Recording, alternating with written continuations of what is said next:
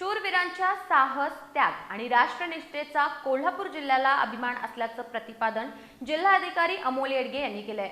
सशस्त्र सेना ध्वजदिन आणि विजय दिवसानिमित्त जिल्हाधिकारी कार्यालयात आयोजित कार्यक्रमात ते बोलत होते।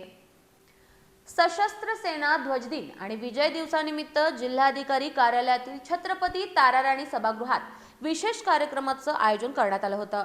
या कार्यक्रमात ध्वजदिनी निधी संकलनाचा शुभारंभ करण्यात आला।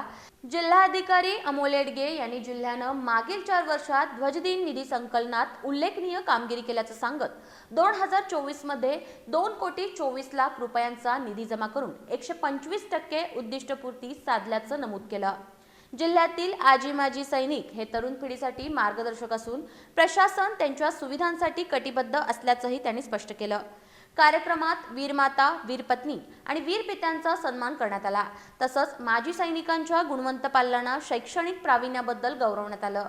ध्वजदिन निधी संकलनात उत्कृष्ट योगदान दिलेल्या कार्यालयांचाही यावेळी सन्मान करण्यात आला। या कार्यक्रमाला विविध मान्यवर अधिकारी, माजी सैनिक आणि नागरिक मोठ्या संख्येने उपस्थित होते।